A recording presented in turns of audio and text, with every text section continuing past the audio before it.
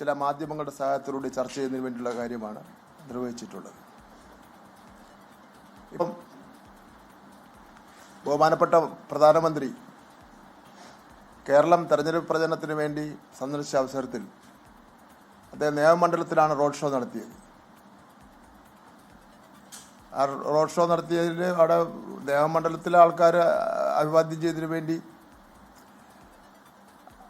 വളരെ കുറച്ച് പേർ മാത്രമേ നിയമമണ്ഡലത്തിൽ നിന്നുണ്ടായിരുന്നുള്ളൂ. ബാക്കിയെല്ലാം വാഹനങ്ങളിൽ കൊണ്ടുവന്ന് പിന്നെ അവിടെ ഇറക്കി അഭിവാദ്യം ചെയ്ത സ്ഥിതിവിശേഷമാണ് ഉണ്ടായിരുന്നത്. UDF സംബന്ധിച്ചിടത്തോളം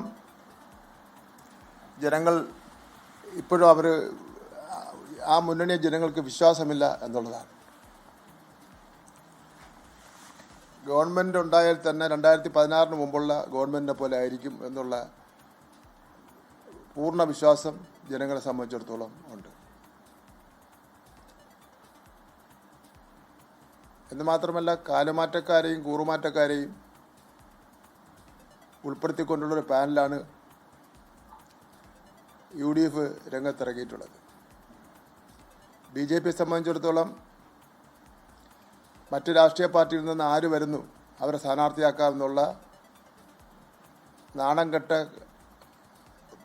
രീതിയാണ് സ്വീകരിച്ചിട്ടുള്ളത്.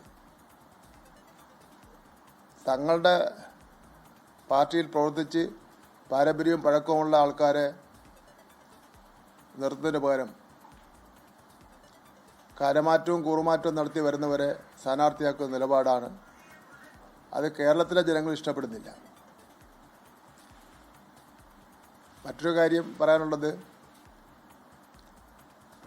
ബഹുമാനപ്പെട്ട മുഖ്യമന്ത്രി രേവന്ത് റെഡ്ഡി അദ്ദേഹം ഒരു സംസ്ഥാനത്തിൻ്റെ മുഖ്യമന്ത്രിയാണ്. അദ്ദേഹം വന്ന് യഥാർത്ഥത്തിൽ രാഷ്ട്രീയ കാര്യങ്ങളാണ് ചർച്ച ചെയ്യേണ്ടിയിരുന്നത്. കേന്ദ്ര ഗവൺമെൻറ് BJP അല്ലാത്ത ഗവൺമെൻറ്റുകളോട് എടുക്കുന്ന സമീപനം, അത്തരം കാര്യങ്ങളല്ലേ മാന്യമായി ചർച്ച ചെയ്യേണ്ടത്. അതിനു പകരം അദ്ദേഹം ഉപയോഗിച്ച പദപ്രയോഗങ്ങൾ, ഒരു സംസ്ഥാനത്തിൻ്റെ മുഖ്യമന്ത്രി പിണറായി വിജയൻ്റെ പാരമ്പര്യം, ഇന്ത്യ തന്നെ ശ്രദ്ധിക്കപ്പെടുന്ന ഒരു മുഖ്യമന്ത്രി, ആ മുഖ്യമന്ത്രിക്കെതിരായിട്ട് അദ്ദേഹം നടത്തിയ പദപ്രയോഗങ്ങൾ